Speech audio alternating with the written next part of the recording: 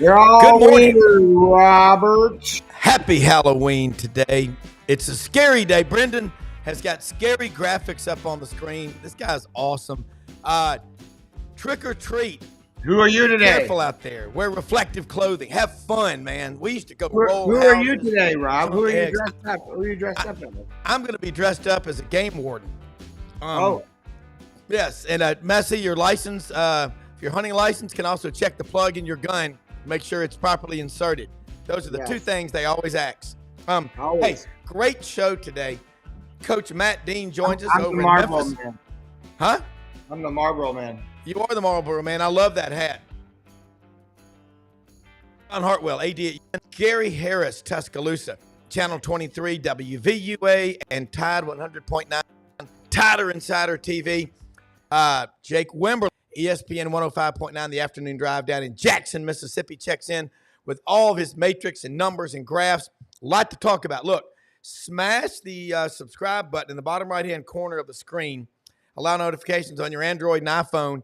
And we are constantly working behind the scenes to make it easier for you to receive this show because it is so much fun doing this show. Subscribe to it. You'll get a ding every morning, automatically let you know. Look, before we get started, Brenden, it's early in the morning. The service department at LandersFordMemphis.com is open. Get out there, Poplar and Houston Levy. They are open Monday through Saturday, 8 a.m. to 7 p.m. Service department opens at 7 a.m. Now, they're closed on Sundays, but a huge inventory of cars, trucks, and SUVs out there. They have pre-owned vehicles as well. The number one Ford dealership in the Mid-South. Proud to have them. Brad Bellamy, the general manager. When you call out there, ask for Brad Bellamy. He is our quarterback. He will then hook you up with the salesman.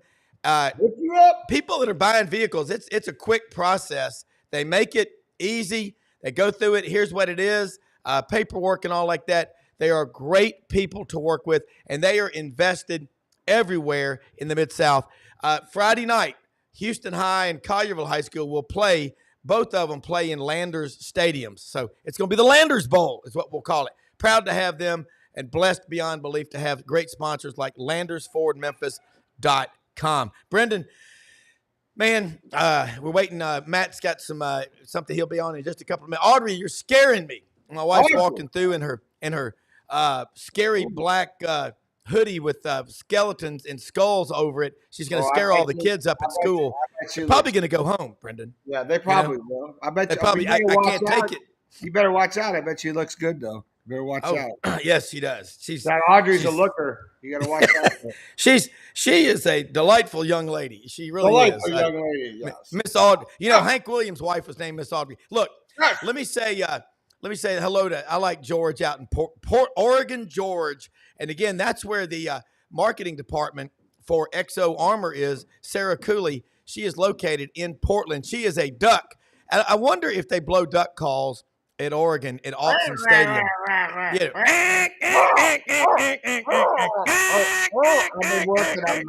I'm working the feed call going. Yeah. Hey, look, Brenden, let's get started. Florida, Georgia, Saturday in Jacksonville. I love it being in Jacksonville, but I'm not there for Georgia. I'm not there for Florida. I've always liked it.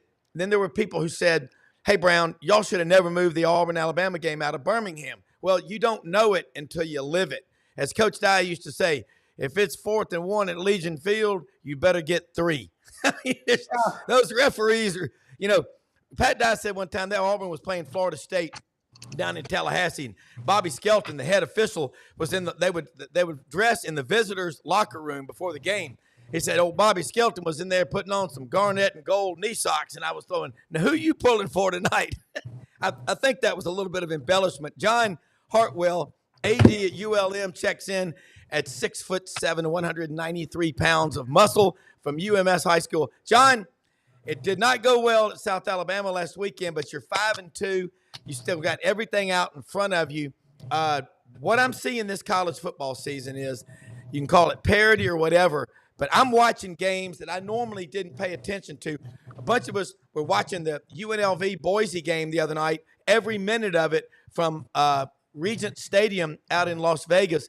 You've worked and traveled to every state in America and seen games.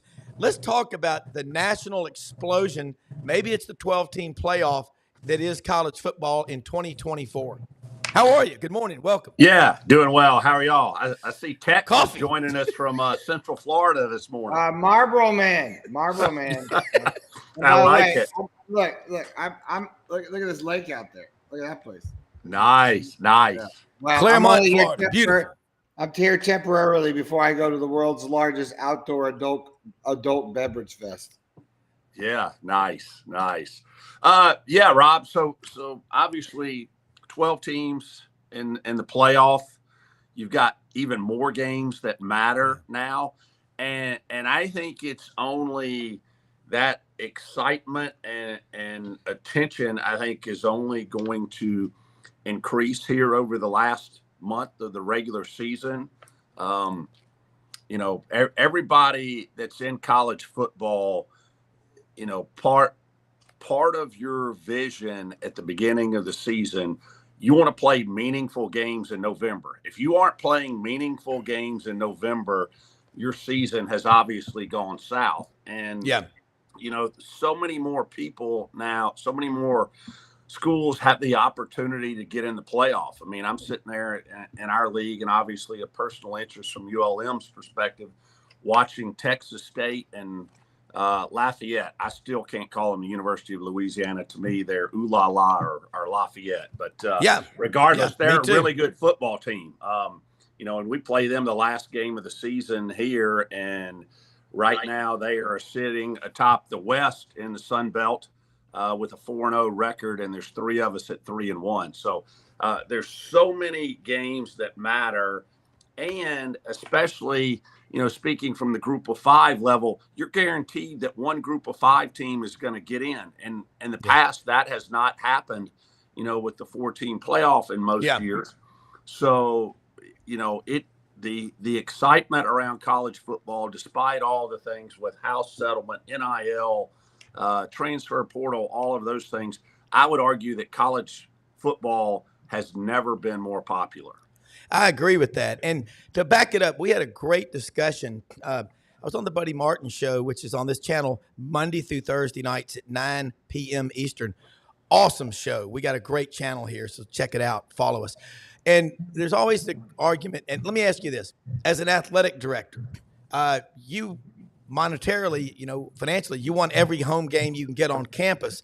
What would your opinion be? And I'm going to ask you about Georgia, Florida in Jacksonville. Do you like it there, or do you want it to be on campus? If you were just a regular AD. I think that's a traditional game.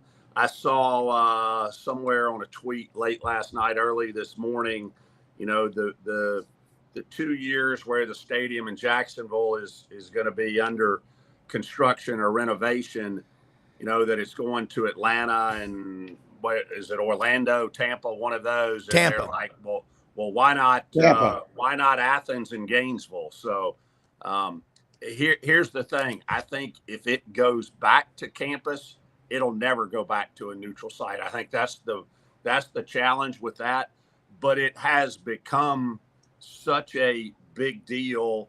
Obviously, the game, in most years has a lot of importance, both from SEC and national title implications. Yeah. But to get to be dubbed the world's largest outdoor cocktail party means it's a pretty big event. Well, John, we got the 12 team. We're going to go to 14. I think we max out at 16 in a couple of years. George out in Portland, Oregon, watching this thing, Gator George. The new playoff format is cool, except I think it's wrong for anybody to be getting a bye in the first round. This is football. You don't give people extra weeks off and call it a fair game. What say you, Big John, Big Bad John? Well, some people may get offended by this, but I call it the golden rule. Those that have the gold rule, and that's what the Power Four group wanted in all of this, and so there is a buy. And I do, you could make the argument that their regular season schedule within those respective leagues probably is the toughest. If you emerge out of those leagues as the league champion, you may deserve a leg up in terms of postseason play. But, and I've seen this argument here in the last few weeks. Some people argue that a week off is good, especially if you got guys who are bumped and bruised and need another week to heal. But others say, hey, if you're in a groove, do you really want a week off? I mean, if you're, exactly, you've got that groove going and you give your guys, during that off weekend, if you practice Thursday afternoon and give them off till Sunday night, does that mess up the mojo? So, I mean, you could argue it both ways, but I understand, in our current format, I don't have heartburn with the 4 teams getting a bye. And as we go along, that could be more opportunities for Group of 5. But what I think, I'm going to throw this scenario at you. We're not seeing the 2s and the 3s stick around as long because of the portal in, let's say, the Group of 4. So they're going to maybe another Group of 4, but they may go to a Group of 5 school. So every year, roster management, like baseball, like Alex Anthopoulos does with the Atlanta Braves, what they do with the Dodgers, the Yankees, whatever. You can have all the money in the world, the Yankees. They have not won a World Series or been to one until this year in like 26 years. And they've won 27 World Series championships. You don't buy championships. You cannot buy them. You got to build them. It's a culture. What you're doing with Bryant Vincent, you got him. You've got look at these coaches around the country. Y'all got to play at Marshall Saturday. There's a lot of cool storylines. What's the number one storyline that you've pulled away from college football up to this point that nobody's talking about? I go back to obviously cash is important, from an NIL standpoint. And again, some people may have heartburn with me saying that, but I think you're seeing some schools have high levels of success. Chemistry and coaching are just as important, and obviously creating a cohesive chemistry at the collegiate level, especially when you have now money involved in it and guys getting paid different amounts. You've got to do things as a culture builder within your program to keep your team cohesive and pulling on the same end of the rope, because with the dollars flying around, to emphasize the I in it, there is no I in team. I know that's a cliche, but you look at some of these schools who are at the very top of the food chain in terms of NIL amounts available to their student athletes, and they aren't necessarily the best teams. And in all likelihood, whoever emerges out of the 12-team playoff, they're probably going to be in the top 20 in NIL money. But I bet you the top 3 or 4 probably are not going to be there at the end of the day. Well, I'm going to throw this one at you. And I love these comments from our viewers. People, type in your comments. All right. You look, Chuck McKenzie, why do all the new fans want to ruin our great traditions? The Florida-Georgia game in Jacksonville is one of the greatest rivalry games in all of college football. All caps. Do not ruin this great game. River City or RV City is a great tradition. Now, I'm saying that, as an Auburn grad, but I have always watched that game. You don't miss Florida-Georgia. As a kid, you watched it, and, Run, Lindsey, run. There are so many great games. 11-1 Spurrier against Georgia. I mean, that became a house of horrors for Georgia. Now it's kind of flipped. Blind Squirrel Sports. I like this one. If you make the playoffs without having to play in a conference championship game, is that like getting a bye the week before the playoff? It is. It's like a de facto bye. You want to win your conference, though. Yeah, and you can can make that correlation in a bunch of sports. People talk about when you get to the SEC tournament or whatever league it is in baseball at the end of the year, and you got to turn around and play in a regional the next week. Hey, what do you do with your arms? Do you really are people going all out to win their conference tournament in baseball and blow through all their arms and be concerned about the rotation the next week? But the flip side of that is, hey, if you don't win your conference championship, are you going to get left out? That's going to be the challenge in some of these conference championship games. If you're sitting there as a 10-2 regular season or 9-3, and you may be right there on the fringe, if you lose your conference championship game and don't get in, well, you better put all the chips on the table for that conference championship game. And again, I think that's going to help drive interest and drive viewership and everything else in terms of those conference championship games. All right, you look right now from an athletic director. Florida, the Billy Napier question. It's brought up every week. As an athletic director, you are constantly evaluating, obviously, the football coach, because that's your cash cow, but all the other sports as well. Let's get inside your mind, kind of make it a Cliff Note version of it. What you have to do. You're doing it for every sport. I don't think any of us even have any idea of what that's like. Yeah, I'll give you a snapshot of yesterday. I probably spent an hour and a half back and forth between our conference office, my counterpart, Jeremy McLean at Southern Mississippi. Today is the last day of the regular season of women's soccer in the Sun Belt Conference. Our conference tournament starts in Foley on Sunday.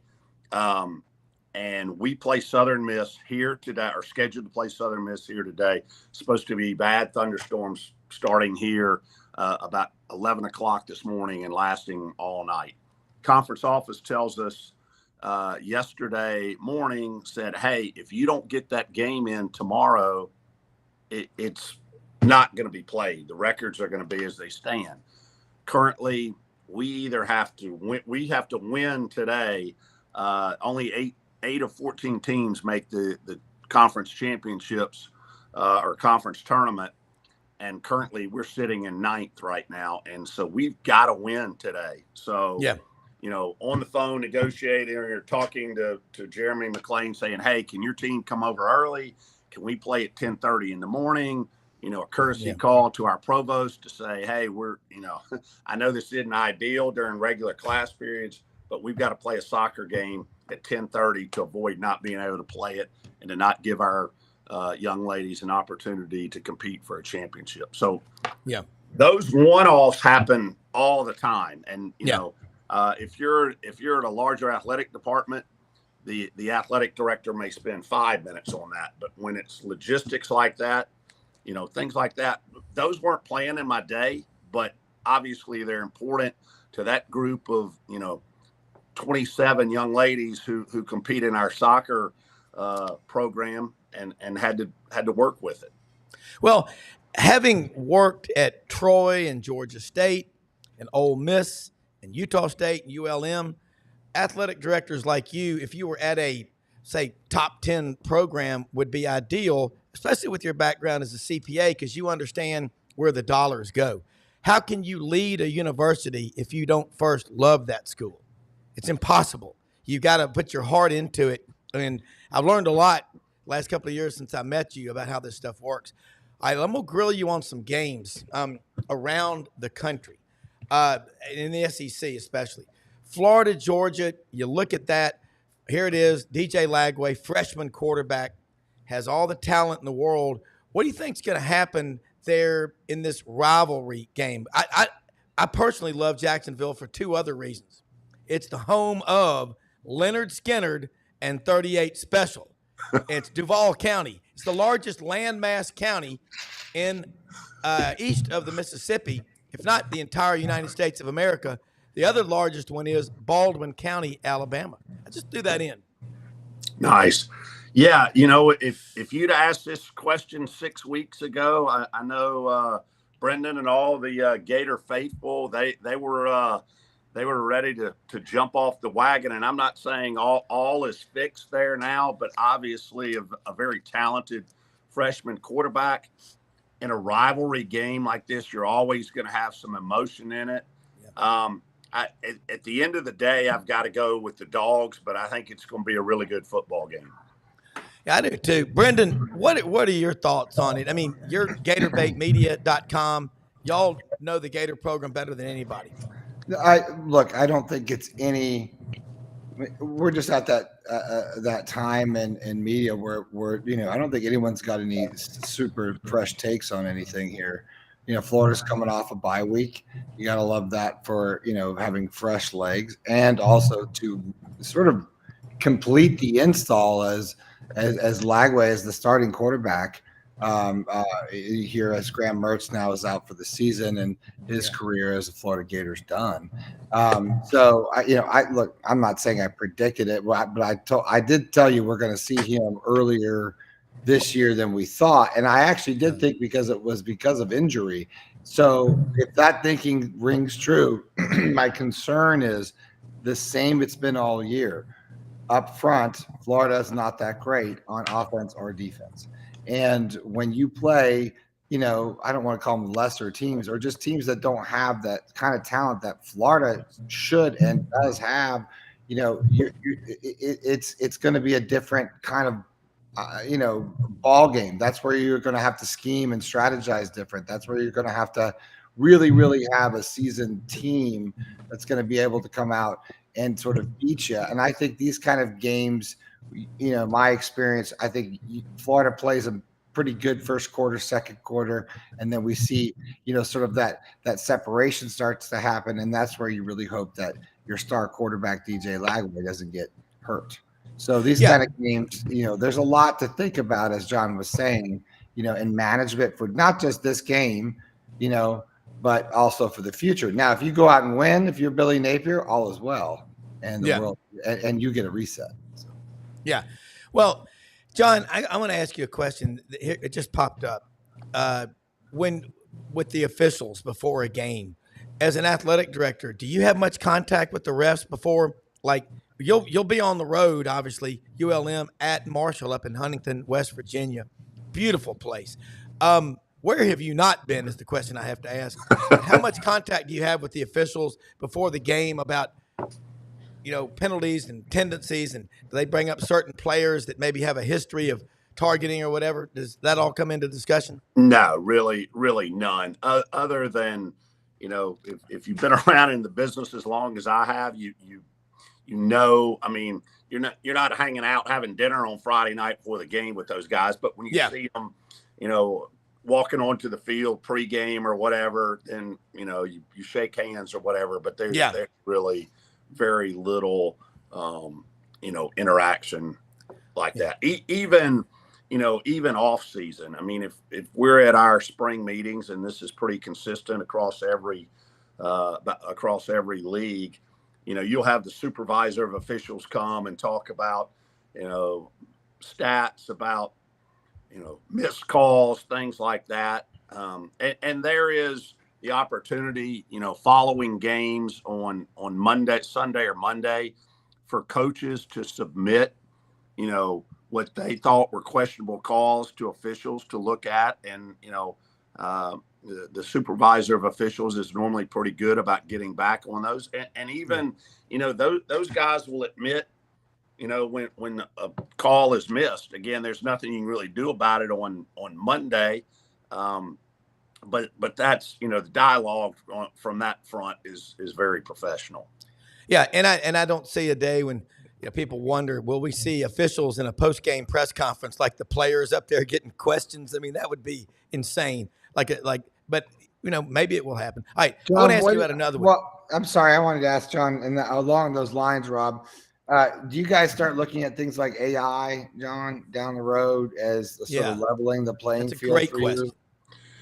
Yeah, you do. I mean, you've got so many analytics that folks look at now, and I'll even say, when you look at the analytics, basically every down and distance scenario in college football, whether it's your team or in your league or across all of college football. I mean, people have access to that data. And I know, a lot of times early on when guys like Lane Kiffin or folks like that would go for it on what traditionally, was 4th and 2 from your own, 38-yard line, and it's still in the first half, and people would say, what in the heck are you doing? I mean, there are analytics you can look at from every scenario like that, and I think that plays more and more into it. And now that you have these tablets on the sidelines that are utilized, and I will say the tablets have been utilized a ton because it is easier, especially in the heat of the game. If you're talking your O-line or your D-line or your linebackers, and you can call up, something that just happened on the last series, instead of them having to recreate it or think it in their mind, you can look at a wider view, and you're not just looking at the DN. You're looking at all 4 or 5 guys, depending on what your set is across the front and how you reacted to that. So that's been a very valuable tool. It's interesting here the last couple of days, there has been some concern about the sideline to helmet communication and who may have access to that and stuff. Yeah.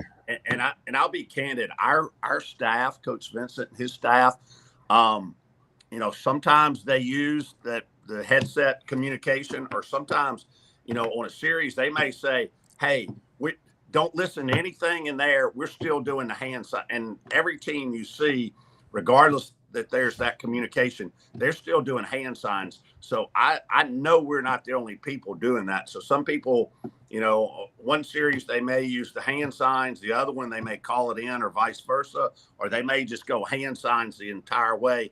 And I think some of this questioning that's come in the last couple of days, and as you guys know, because y'all interview them and deal with them all the time, coaches aren't superstitious at all, or, think Big Brother's watching over their shoulder. Yeah. I promise you there's going to be a whole lot more people this weekend who are not even using that at all.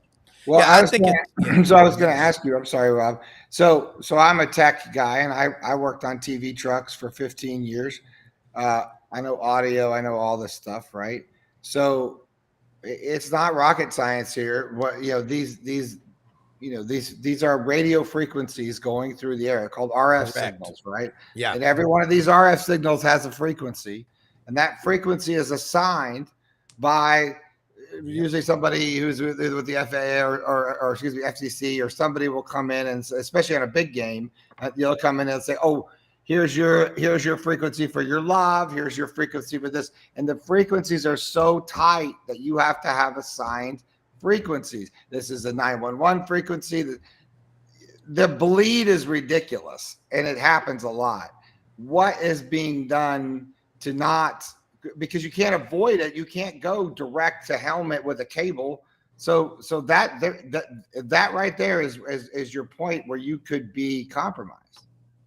Yeah, no question. And I mean, even beyond that, guys, I'm sure Rob, 2 a.m. some mornings he can't sleep, and he wakes up and listens to the police scanner there in Wynne, Arkansas, and there's no telling what he's getting. So he's probably got some intel on some play calling as well.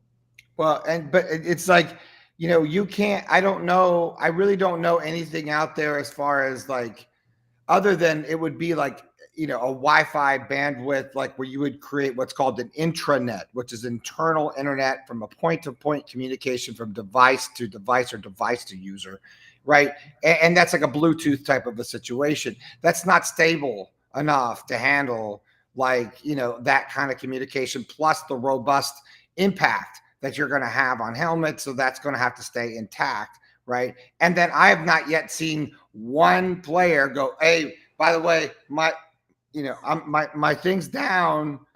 We need a TV timeout or ref timeout. Like I can't hear, right? So I know those things aren't perfect.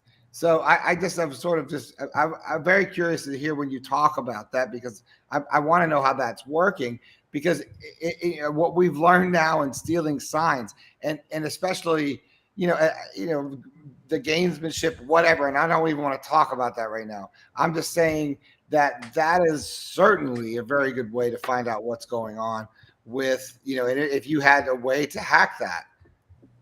Well, here's the other thing, Brenden, along those lines. And by the way, most of that you just talked about might as well have been Swahili. I mean, it went way, way over my head. I am not a tech person at all. But I will say this, again, back to the hand signals, because by rule, and you've got to have somebody up in your press box that manages both sidelines, at 15 seconds left on the play clock, you shut those things off. You can't use them in the last 15 seconds. That's crazy. So if you think about this, how many times are you watching games when there is an offensive player substitution? So then the official gets in there, has to stand over the ball.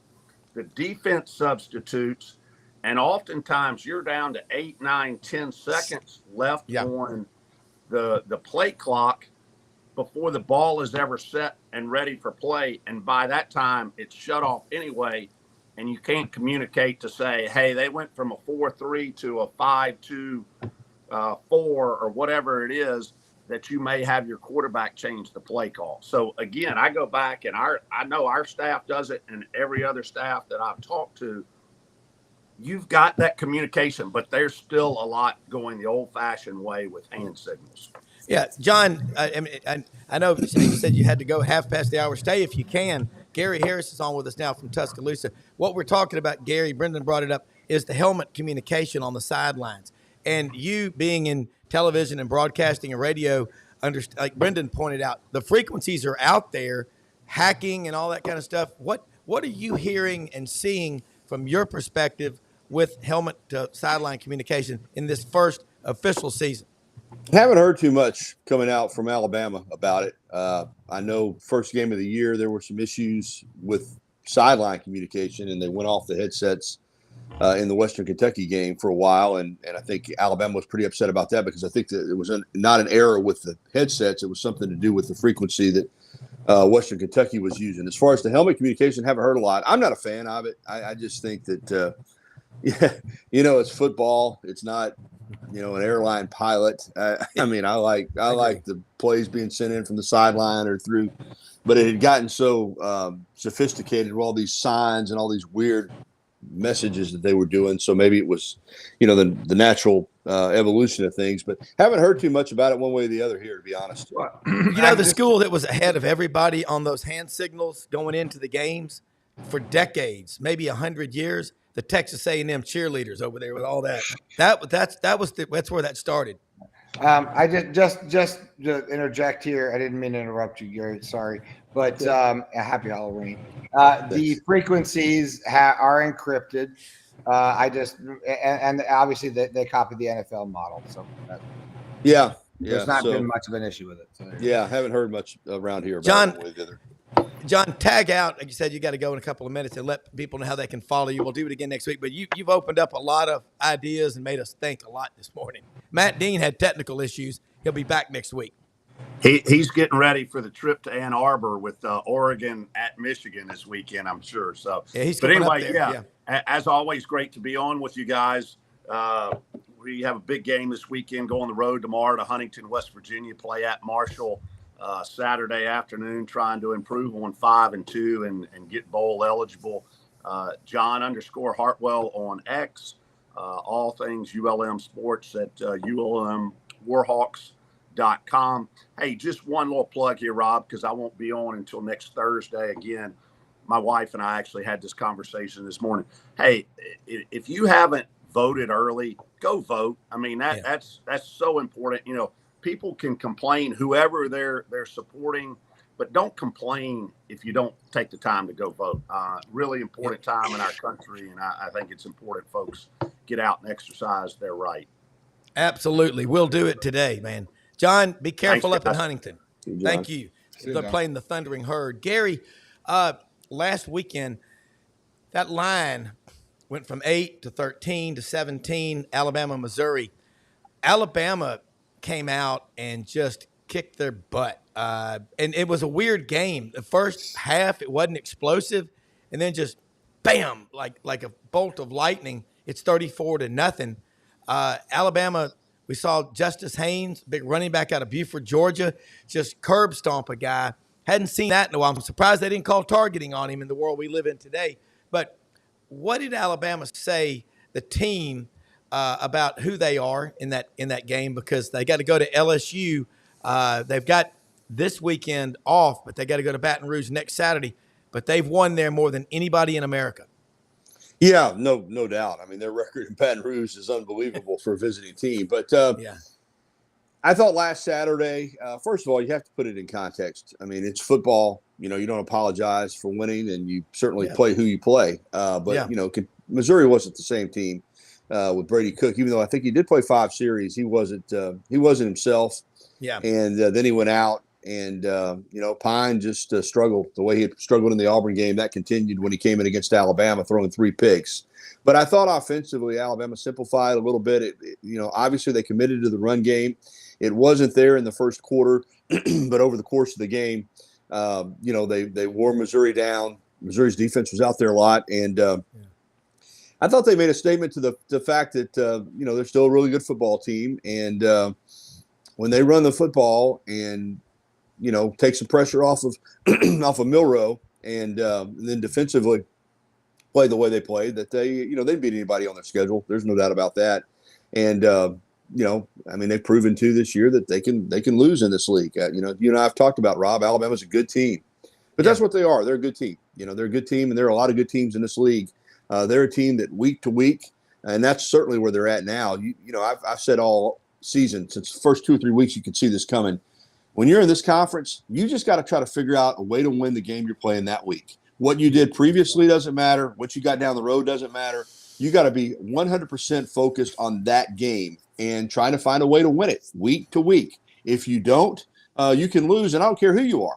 I still think Georgia's the class of the league, but they got tripped up. So nobody's above it. And for Alabama, after this bye week, you got to try to figure out a way to win in Baton Rouge. And if you do, then everything's still alive. If you don't, then you try to figure out a way to win the rest of them and get to 9 wins and go to a bowl game and build toward next year. But I think they're capable of winning down there. I think they're capable of winning the rest of them at the same time.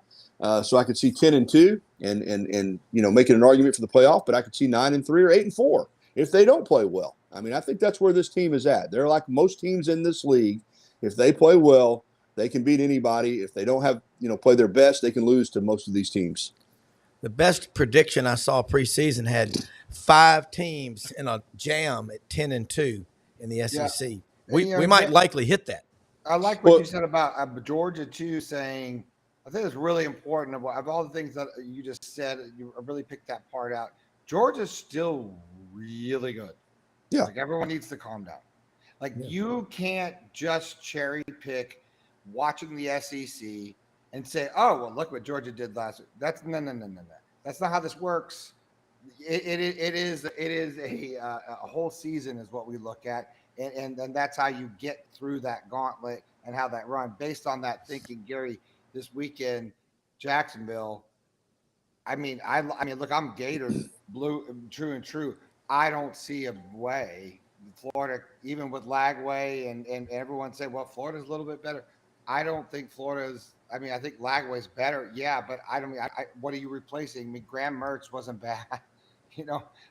So tell me, am I crazy to think that Florida's really still Florida? And this is still really Georgia.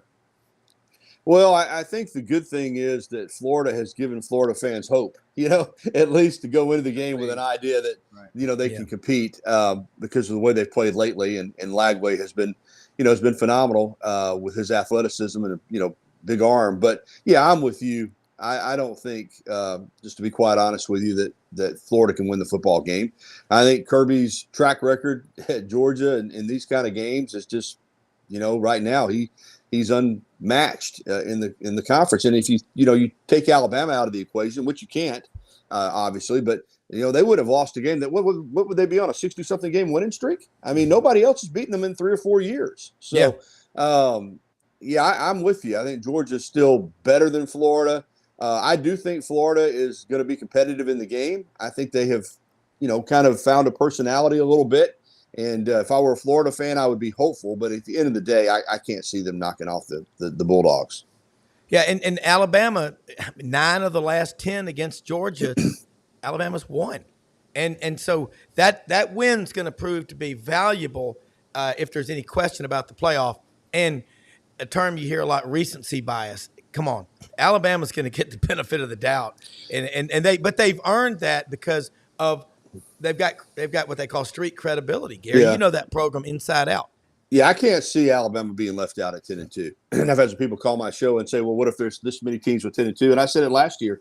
I said if they go, if they win the SEC championship with 1 loss, I can't see them being kept out of the playoff with the 4 team, and they weren't. So I think if they go 10-2, they're going to get in. Now you got to get to 10-2. But that win over Georgia.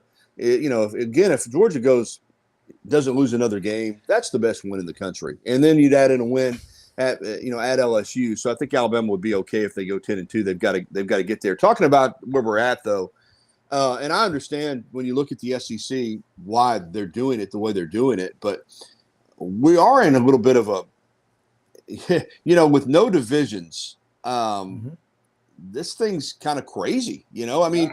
You expand the playoff, but then you take the divisions away, and it's like in the NFL. They have divisions still. In SEC we don't have that anymore. So we got all these teams battling and all these tiebreakers that could potentially come into play. I mean, it could be nuts at the end of the season just trying to figure out who goes to Atlanta. Yeah, and you're talking Brenden and I, 2 ADHD guys. I got to have structure, man. Maybe I'm like Michael Phelps. Why do you love swimming so much? Because I got lanes, man. I can stay inside, and it just drives me bananas. Hey, Matt Dean finally got his Wi-Fi deals figured out. A whooping crane bit the cable over there from the Memphis Zoo, where he's across the street at beautiful Rhodes College. Matt, say hi to Gary Harris. He's got a few more minutes before he does his morning show on Gary, Tide 100.9. Always a pleasure, and apologize, Rob. It was not a college Wi-Fi issue. It was a Matt Dean laptop restart password issue. I finally got my head football coach, who used to be at Rich Duncan, just corrected me. He could teach computer science here, but hey, better late than never. That's my policy. That's right. Well, jump in here. We're talking about Alabama. I'm with Gary. That win over Georgia is the most impressive win in college football this season. Would you agree or disagree? I would, and I would say number 2, maybe Oregon beating Ohio State, because that day Ohio State was full tilt, played a really good football game, and Oregon did too. But I would still say that the win. How about this? Being up, was it 28-0, Gary, or 35? Yeah, it was 28-0. I mean, that was one of the best sequences I've seen in Bama football a long time, honestly. And if they run the table, they're in.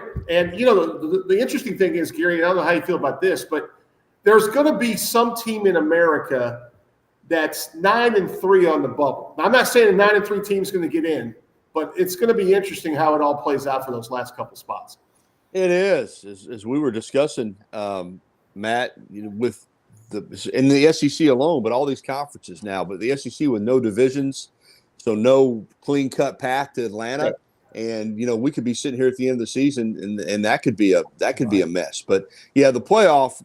I think a lot of people felt like, well, they've gone from 4 to 12, but I think there'll be more controversy with a 12-team playoff than with a 4-team, because with a 12-team, like you're alluding to, you bring more teams into play.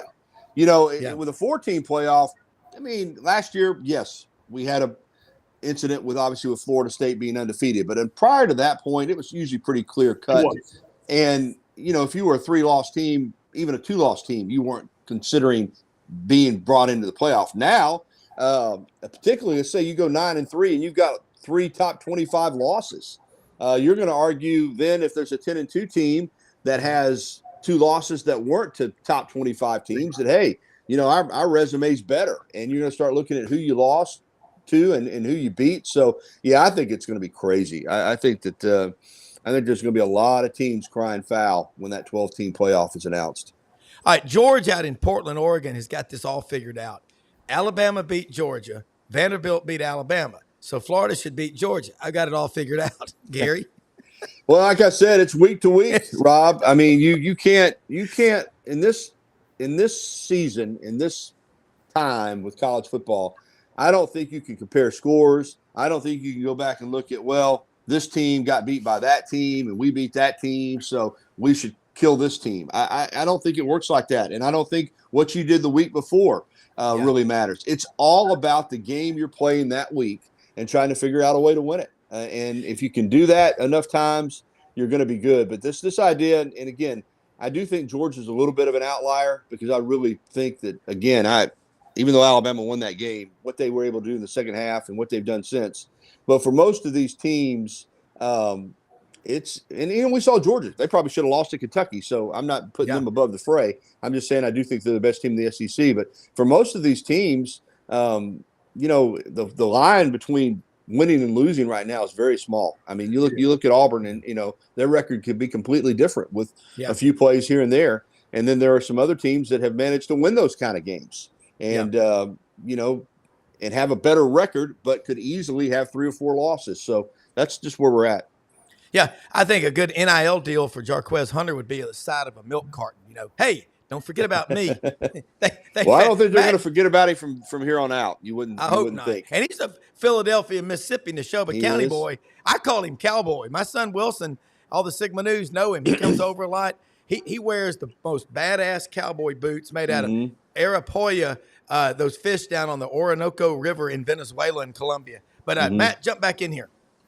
No, and I have to be remiss to not say, we're talking about great college football wins. The Georgia win over Texas is a great win too. Absolutely. And the way they played, and really the way they kind of dominated Texas, to be honest with you. And I thought Texas' response last week,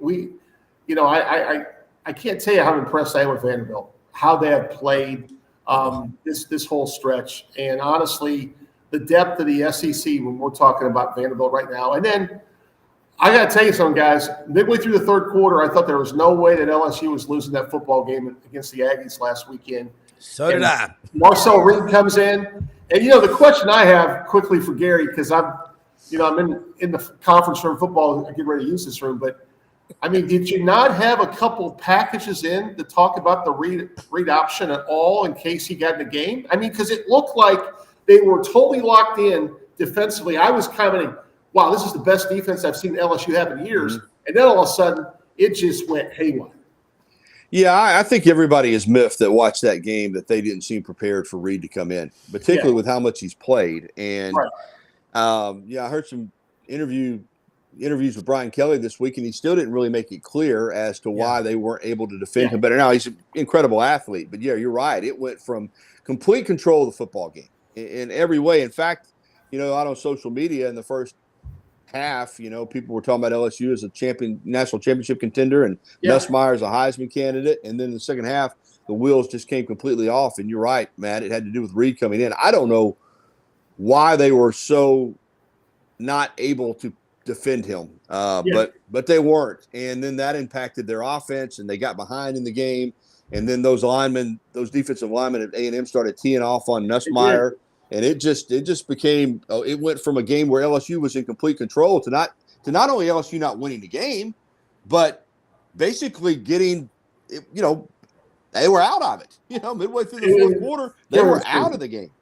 And the whole thing was set up, the field position on the bad decision on 3rd and 2 on that interception. You throw a ball out of bounds, you punt the ball 45 yards, whatever. Then if he comes in, he has a whole field to work with. That's right. First and goal at the 8 or 9, all of a sudden that one play, it's 17-14, 3 and out, kick it to him. The next thing you know, and then I've never seen a field goal unit go 1 for 4. The last one was just a snap that went awry because the holder wasn't ready for it. I mean, they left so many points on the field. It just shows that when LSU is clicking, they're a very, very capable football team that's competing for a national championship. But those last 20 minutes were kind of an embarrassment. Well, I thought Nussmeier kind of fell prey to the thing that we're seeing in the game today, whether it's coaches, quarterbacks, as good as he is, and usually he's such a smart player and a game manager, but there's such a just such a priority now on making a play. We got to make a play. And Yeah. you see coaches going for it from fourth down everywhere on the field. And you don't see the mindset of, I'm going to throw it away and we're going to punt it. He in that moment, he's like, I got to make a play. I think that attitude has impacted the way that we manage the game from a quarterback perspective. Quarterbacks don't have they don't want to live to play another day anymore. Even the ones that you would think, man, he's in total control here. It's like you don't see guys just throwing it out of bounds. You see guys trying to force balls in. You see guys trying to keep plays alive and wanting to make it right there on that play. And I think that hurts teams at times. And I think coaches want to have an aggressive mindset, but all this going for it early in the game from fourth down from your own 29-yard line and all. I just think it gets in players' heads that punting is a bad thing. We don't ever want to punt. And to some degree, we've seen games where that's true. I mean, where it's just a score fest. But I think in these hard-nosed games, man, as Saban used to say, if every possession ends in a kick, it's not a bad thing, whether it's a punt, field goal, or extra point. But we don't see that. We don't see that mindset anymore. Players and coaches, we got to score. We got to score. We got to score. And that just seems to be the thought process, and sometimes it hurts these teams. And Gary, look at the NFL with Bryce Young going in. They're playing him right out of college. Anthony Richardson. I mean, he didn't come here from Sikkim in terms of preparation, really. And now he's been sat down. We're seeing the quarterback position. Everybody's trying to microwave their way to the top. I mean, again, A&M has got more money. The only school that has more money than them is Texas. But you can't buy national championships. You build cultures. What are you going to be talking about on your show? Jake Wimberly should be joining us from Jackson in a minute. But, Gary, what are y'all talking about on your show today? Yeah, it's been – how they can follow you. Yeah, it's been a little respite. When we have a bye week, and Alabama football is still the top, but everybody kind of catches their breath a little bit. And I think the bye, just like before the Georgia game, this bye is coming at a good time too. And so it's a little more slower pace this week. I think a lot of Bama fans this weekend are going to, go to Gatlinburg or go down to Orange Beach or something like that and take a little break from it. But we'll be talking Bama football. We'll be talking Bama hoops too. Clearly, that's a big topic. Coming up at 9:00. Tide109.com. Download the Tide 109 app. Follow me on Facebook at Gary Harris, WVUA23. Twitter at Gary Harris _WVUA. And, of course, WVUA23.com. Thanks, guys. You're one of the best. Thank you always, Gary. Appreciate it. Love having him on. What a damn good one, man. Matt, from now on, do your show in that coach's room because your Wi-Fi is perfect. And maybe next week you can draw up some plays on the board for us. You like that? I got a little whiteboard in the background. Hey, I know. Yeah, I know they call Phil Steele the professor. We've got our professor. This is Jake Wimberly. Matt, I'm not sure if you've been on with him before down in Jackson, Mississippi, down on the Pearl River, the bold new city. ESPN 105.9, the afternoon drive. Catch him every Monday through Friday, 3 to 6 p.m. I'm lucky enough to get to be on the show as a guest. We're on each other's shows. I absolutely love it. It's just bam, bam, bam, nonstop football, all things Mississippi, SEC, the matrix, the charts, the graphs. Jake, college football season, as Tony Barnhart says, not even the adults can mess it up. It's just getting better, in my opinion, the excitement, the entertainment. Oh, it absolutely is. We were talking about this yesterday with several people about how, we talked about last summer. A lot of people felt like the expanded playoff may dilute the regular season. I think that it has done nothing but improve the regular season, honestly, because every week we see, a big matchup. I mean, you got a couple big ones around the country this weekend, Penn State taking on Ohio State, and then, of course, some others around the country as well. So, even now, as we head into the month of November, we still got 5 or 6 teams. We don't really know who's going to, potentially be that SEC champion. And in years past, we could look at a Georgia team with Kirby Smart or an Alabama team with Nick Saban and say, probably November, that's likely going to be your champion. We don't know that today. Yeah, it is wide open. Matt, I know you got just a couple of minutes, but yeah, diagram some plays up there next week. I think that'll be cool as hell on there. But before you go, make your comments with Jake, and I always love having you on. Better late than never. Well, Jake's right. The game that's really intriguing to me is like one of the things that happened last week, Jake, that really was confusing to me because I follow a lot of Big Ten football. My son works for a Big Ten school. I really thought Ohio State would come out and just take care of business against Nebraska. Nebraska's coming off a huge loss. Indiana's really good, as we know. They can even win games with their backup quarterback. But that game was in doubt. Nebraska takes the lead in the fourth quarter, and Ohio State makes the drive to win the game 21-17. But now I'm like, this is a really big test, because I think if Ohio State loses this game, which I still favor them in this game, they are in peril, because that would be the second loss, and they still have to play Indiana later in the season, though that game is in Columbus. So I think this is a must-win for the Buckeyes. They lose this game, that's 2 Big Ten losses. They will not be in the Big Ten championship. However, Ohio State still goes 10-2. I think they're in the playoff, in my opinion. So that's kind of my thoughts. And sorry I have to run, guys, but it's always a pleasure. Nice seeing you, Jake. And nice to see you, Matt. Thanks, Rob. You take care. Jake, I will see you this week, Matt. Appreciate it, as always. Yes, you're talking about the college football, Jake, the playoff. We talked about it with John Hartwell, with Gary Harris. Brendan's brought it up. The 12-team playoff. It's going to be a lot of 13, 14, 15. Why aren't they in? Wait till we go to 14. I do think we will stop at 16 for a long time, but it's the teams that don't get in that fuel a lot of the narrative. Would you agree? Yeah, it's just like the NCAA tournament, right? I mean, it's just like even college baseball. We have these discussions of, last 4 out, first 4 in, all that kind of business. And we're going to have that, next week, the college football playoff will reveal their first initial poll. I'll be interested to see how that looks.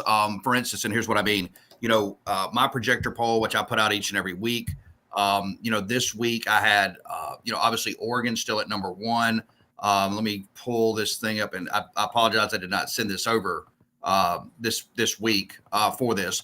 But when you look at, and let's see here, Rob, I'm going to find it real quick. There it is right there. Yeah. If you look, Oregon number 1, Georgia 2, Ohio State 3, Penn State 4, Texas 5. And then, of course, you got Miami, Clemson, LSU, Tennessee, and BYU as the 10. But what will the poll, let's just say we go chalk this weekend, will the committee put some thought into this? Or, for instance, will they put undefeated Indiana, undefeated Oregon, undefeated, Miami? Will that be 1, 2, 3? So, how would this look? Will they give more credence to an undefeated Iowa State and BYU team? So, we still got 5 teams potentially at the end of the weekend that's going to be undefeated. So it'll be interesting to see how they kind of move and shake this. Will we see a surprise? For instance, will maybe Ole Miss be higher than we think? Will LSU be higher? It's going to be fascinating to see the talking points as they set the table next week. Well, I don't know who came up with the timing. Election night, and you're going to also release. I mean, it's kind of like Carlton the doorman on the old Rhoda show. Don't forget about me, the CFP rankings. But right. People look. It's a nice respite from all that other craziness that's going on. Look, Matt's son, as he mentioned, is on the staff at Oregon in his 3rd year, and he was with Jimbo for 4 years at A&M before that. Matt, I think, is flying up to Ann Arbor, the big house, this weekend. Last year, you projected Michigan to win it all. You were right. Again, tell people who your picks are. Your pick is to win it all this year. Oregon. I picked Oregon back in March and still feel really good about it. But when I say really good about it, look, it's razor thin. I mean, we saw they had a 1-point victory over Ohio State. Matt mentioned Ohio State. They're very, very good. I think you have to question Ryan Day and their decisions in big moments, and they've got another big one here. But I still like the Ducks. If you look at their offensive and defensive scoring efficiency numbers, they have really, really hit the gas over the last 6 weeks. They kind of came out the gate slow. 10-point victory over Idaho, 3-point victory over Boise State. That looks like a much bigger victory today. Yes. When you think about Genty, the running back, who's going to be a Heisman finalist. But since then, they have hit the gas. If they get by the big house this weekend, which they should go undefeated for the regular season. And then we'll see what happens in the Big Ten championship. But, staying in that Big Ten narrative and circling it back to the SEC, what's going to be interesting, Rob, is, let's just say Indiana has 1 loss. Oregon is undefeated. Penn State has a loss. Ohio State has a loss. That's 4 teams right there. And I feel like with Miami and Clemson on a trajectory, and SMU as well, plus 2 undefeateds in the Big 12, I don't know if the SEC is going to get the 4, 5, and 6 in the playoff that everybody. I don't either. I think it could be as small as 3, honestly, if things go the wrong way. I agree with you. And that this is what's happening. All those 2s and 3s, they're going other places. Not all of them are, but enough of them are to make a significant difference and what's happening. And you said it on this show back in March that you had Oregon. And again, you look around at college football, there's good teams everywhere. You're finding yourself watching games you didn't normally watch. You're paying attention to it this year. And you also, we've got to find a way for people to follow better players in the portal. I'd like to see a breakdown, the numbers on the number of guys that go from Power 4 to other Power 4s, and then Power 4 to a group of 5. And let me just say real quick, wow, how about these graphics from our executive producer extraordinaire, Brenden? I hope I didn't get anybody scared. No, you did fantastic. But this is awesome stuff. Man, we are blessed in so many ways. Jake, let's talk about Ole Miss, Mississippi State right now. I thought Mississippi State would have a breakout game because I look at my trend. I'm like, their offense is there. They got to have just enough defense. But Arkansas wouldn't have any of that. But Mississippi State's got some talent, some really talented players on offense. I've been a believer in Jeff Lebby for a long time. Talk about what's going on in Starkville, because right now it's not a good product because you just don't have any defensive support. No, and the theme all week has been Coleman Hutzler, the defensive coordinator. Everybody in maroon, I say everybody, a large or a small majority, maybe, who knows how big a populace it is calling for his head. Look, Rob, I said this and I believe this. You could bring Jolie Dunn back. You could bring Dave Aranda over from Baylor. There's no talent on that defensive side. I mean, they're just not. They can't get off the field on third down. There have been some coaching miscues, of course. They're just not talented. I mean, that is the weakest defensive front seven Mississippi State has had in probably 15 years. You go back and look at the secondary, they can't cover. And this is not a shot at Mississippi State. It's just they've got to have better players. Yeah. And, there's no Jeffrey Simmons. There's no Chris Jones on that defensive front. There's no Willie Gay in the second level. There's no Jonathan Banks in the third level. They just don't have any players. And when you play in this conference, you got to have players. Offensively, I think they're going to be fine. They need a big back next year. I mean, they need a go-to running back and maybe even one more big play wide receiver and an offensive lineman. But there's still a lot of work to do. I know there's a lot of frustration in Starkville, and fans don't want to hear this, but it is going to take some time. The program needs stability. As many coaches as they've gone through over the last number of years, as many athletic directors, it's a bad cocktail, and Jeff Lebby gets it thrown at his feet, and he's going to need time to fix it. Yeah, I agree with that. The 3-year coaching, yank them and pull them, is a disaster. It does not work. It fails every time. It's like communism and socialism. It never works. If you got to build a wall to keep people in, it ain't good. Free market will work this thing out. Ole Miss, preseason, the mantra was playoffs or bust. And I'm going to say it again. If they don't win Saturday in Fayetteville, you better get a map to bust, because that's where you're going. There was more hype and excitement going into the season than I have ever seen. And I followed Ole Miss football since I was a kid. Living an hour away, been to Oxford so many times. What's the temperature right now among the Ole Miss fan base that you talk to every day in the afternoons, Monday through Friday, ESPN 105.9, the afternoon drive in Jackson, Mississippi with Jake Wimberly? Some disappointment, jittery, knowing that, the task is going to be hard. I mean, probably less than a 20% chance that they can get to the playoff. They got to run the table. That's for sure. I don't think a 3-loss Ole Miss team has a strong enough strength of schedule to get into the playoff. Whereas a 3-loss Georgia team may. Maybe a 3-loss Ohio State team or 2-loss Ohio State team does, but Ole Miss cannot afford that. So they know it's paramount. You got to win this weekend. And the thing about this team is, I don't think the hype was wrong. I mean, we all did it. I look at their numbers today. Offensive, defensive scoring efficiency numbers, they're right inside there. They're, inside the top 10 offensively, inside the top 15 defensively. They've got talent. They've got a good quarterback. They have just missed at the most inopportune times. Against Kentucky, went flat. Couldn't even finish the game to get it to overtime. LSU led the whole way into the ballgame. They just have not been great at closing. And unfortunately, that could be what, keeps them out of the playoff and sends them to a Florida Bowl this year. Well, if you look at it, they've scored 26 points against Oklahoma. Prior to that, 23 was the big number in the SEC. I throw out those stats against the other schools that they've played, including Wake Forest. They're not very good this year. I just look at how you do against the best teams. That's a true indicator of what you really got. They got the best run defense maybe in the country. They got to play Arkansas Saturday, the 11 a.m. game that typically favors the visiting team, but also Ole Miss loves to script the first 16 and get on, they're really good, bam, bam, bam, scoring on that first drive. What do you see they have to do differently?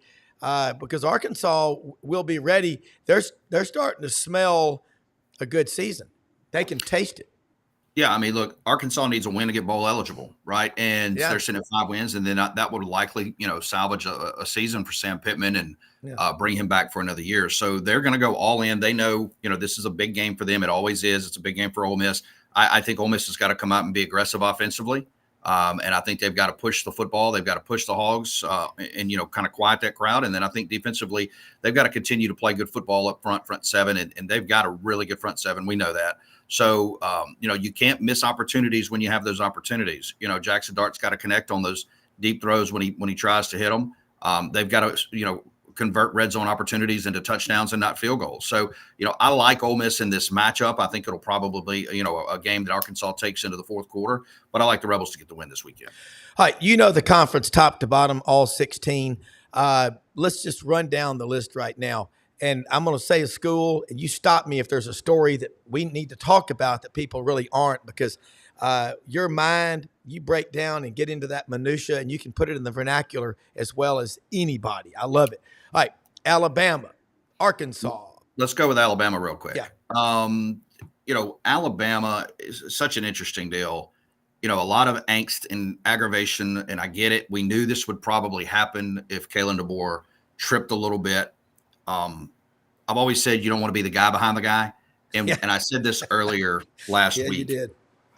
It is that, I believe it was, and I'm trying to think, Rob, I'm having a senior moment here. One of the former Alabama quarterbacks that's on TV. Greg McElroy. I think that's exactly who it was. Said something about, hey, this is not Alabama's culture. It's a TikTok culture, something to that effect. I said this last week. If the media starts to turn on this football team, even though they're a 9-3 or 10-2 team, this could be a situation like Brian Harsin at Auburn. It really could. Sadly, if the media starts to turn, if former players start to turn, and McElroy was the first, if it starts to happen from Derrick Henry or pick an Alabama player, Devontae Smith, if that starts happening, this is going to be a quick deal for Kalen DeBoer down in Tuscaloosa, sadly. And I don't wish that upon him, but we could potentially be seeing another Brian Harsin event in the state of Alabama in Tuscaloosa this time, where you get a guy from the, out west that comes in here and he doesn't fit the culture, doesn't work out. I hope that's not the case, but just watch that story. If Alabama players start to pile on publicly, it could be the beginning of the end quickly. Yeah, and he's 6-2. Brian Harsin was 6-2 in his first year. Went to A&M, lost 20-3, and the wheels fell off. And he also didn't believe in recruiting. But Alabama, they've got a strong culture. Let's see if they will stand it. Anything on Florida that you're seeing? It just seems like Billy Napier is going to hang around, right? I mean, if he gets another win, I don't know if it'll be this weekend, he might survive this gauntlet. And he's got, a great quarterback in Lagway. It looks to be a young quarterback here. The Kiffin to Florida talk has kind of quieted, on some of the message boards and stuff, which is just a lot of rumor mill stuff, but he may make it this year, Rob. I didn't think that would happen. Yeah. And it is interesting. And I just think Kiffin loves where he is. You're looking, we talked a lot about Georgia, Kentucky, LSU, anything out of those three that you're hearing? It'll be interesting to see what Mark Stoops does in this league moving forward. It looks like they have slipped a little bit. I don't think that they've gotten the quarterback play out of Brock Vandagriff that they hoped they would get. That offense has never been great under Stoops. Defense has always been really, really good. Really well put together football team. And now that we don't have the divisions where, Kentucky took advantage of Vanderbilt, they were able to take advantage of Missouri when they were down, Florida when they were down. And that's not taking a shot at Kentucky. I'll be interested to see, just kind of watching Kentucky, how they look moving forward in this new SEC where it's everybody against everybody. Yeah, it is. All right, look here. We covered we covered Ole Miss, Mississippi State, Missouri. how costly was Brady Cook coming back to get that win against Auburn? How costly was that to them? Because the next week he played maybe 5 series, as Gary Harris alluded to earlier in the broadcast, but now he's probably done for a while, and that's probably it for Missouri. Yeah, it is. I wasn't a believer that this was a playoff team back in the summer. I felt like they were just off the cusp a little bit. If you look at Missouri last year, they had 4 ball games. They won by a touchdown or less. And anytime a team does that, hey, that's great. The ball bounced your way. You made the plays. Typically the next year it kind of goes the other way. This is a really good team. It's just not a playoff team, and they'll get a good ball game out of this. Yeah, and but Eli's building a culture up there. He's just got to get better linemen. Okay, breaking it on down. Oklahoma, South Carolina, Tennessee. We had Chris Plank on from the Sooner Network last week. Just a horrid offense. Halloween, an appropriate day for highlights of old Oklahoma's offense this year. As bad as we've seen in a long time. Yeah. I mean, you got to go way back. I mean, you got to go back, prior to Bob Stoops. I mean, honestly, it has been bad. But, Brent Venables on his press conference this week was talking about, hey, I know a lot of people don't want to hear this, but we're not that far off. And we dug into the numbers yesterday on my show, and I think he's probably right. They're not that far off. I mean, if you look at Oklahoma, the last 3 recruiting classes, they've been a top 10 recruiter. This year, they're going to land somewhere around 10 or 15. They just need offensive weapons. Dylan Gabriel leaving that program, which he kind of got pushed out for Jackson Arnold, kind of shown the door, hey, look, we're going to go young. You go here, finish your career. Think if they would have had him back. Think if they would have had back a couple of those offensive linemen that left. They had to replace 5 offensive starters. They just don't have the offensive weapons right now. Defensively, I think they're fine. I don't think – some people like to say or have said, here at least, that, hey, this could be the new Nebraska, the new Nebraska, in that yesteryear's never coming back. I don't pretend to believe that with Oklahoma. I think they can get it back. I just think they need help offensively. It's going to be a challenging offseason for Brent Venables, but he's going to have to produce on the offensive side. Yeah, and they've got so much pride and a lot of money, and then they'll push the needle. And if you look at South Carolina, Tennessee, Texas A&M, Vanderbilt, I know we've covered them all, but anything out of any of those schools, no one's really talking about Vandy at Auburn. Vandy's going to get their first win, if they do it, in history since 1892 on the plains of Auburn. And Auburn is having to fight like hell. I mean, they're playing the spoiler role against Vanderbilt this year. And I don't ever buy into that, let's ruin their season. It's about making your season better. Yeah, I mean, fascinating story. One of the best stories in the SEC this year. I mean, if they win, they also bowl eligible as well. Yeah. First time in quite a while. Yes. You just got to hat tip, Clark Lee, Pavia. I mean, the guys on that team, they have really, really fought. And I still think they'll get that 6th win. I don't know that it'll be this weekend. Talking about some of those others, really interesting to see, if Tennessee's offense can ever click, they're going to be really tough and I still think they've got a shot at the playoff. If you look at their schedule, they've obviously still got to play Georgia. They've got to play Vanderbilt, but if that offense could ever click, I mean, I don't think any of us thought that the defense would kind of carry Tennessee this year. Everybody thought this was kind of be, the return to the big offense that we saw with Joe Milton. But if Nico can click, this thing is going to get pretty interesting for Tennessee. Yeah, and A&M at South Carolina, another great one. Hey, man, there's just so damn many good storylines in this league. Jake, let people know how they can follow you. I'll let you check out. And let me say real quick, we got big storms coming in where we are over here in Memphis. Most often we see the face of Christ in the least and among us. We are the most blessed country and the most blessed people in the history of the world. Every day, think about what you can do to make yourself better. You can go out and help other people, and tell your friends about this show and follow our guests and support our sponsors. You can find them all at sidelines.live. Jake, again, love having you on every time. I put you on the spot this week, kind of going through that. We're going to keep doing that. No, I like it. That rapid fire, kind of like playing all the instruments at once. You are a virtuoso.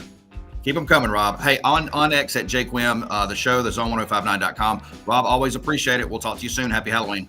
Happy Halloween, man. Thank you so much. All right, for executive producer Brenden Martin, I can't say enough great things about him. You have no idea what it is like to do a show and have a guy that no matter what the conditions always comes through. And again, support our great sponsors like Hewlett & Dunn Boot and Clothing Company on the historic square in Collierville, Tennessee, the Vitamin Shop, Oxford and Olive Branch, Mississippi, Rumble Boxing, how you fight is how you live. Find all of our sponsors at sidelines.live. And again, Chad House, harvest season houseindustriesinc.com. They make all the ag equipment. And again, Landers Ford, the #1 Ford dealership in the Mid-South. Check with Brad Bellamy when you call out there, landersfordmemphis.com. Got a big show in store today. Tomorrow, Coach Jackie Sherrill joins us. Tony Barnhart from Jacksonville, Mr. College Football. Doug Dean, Frank Duffy, Brenden Martin. We'll have a blast. Happy Halloween, everybody. We love you. See you tomorrow.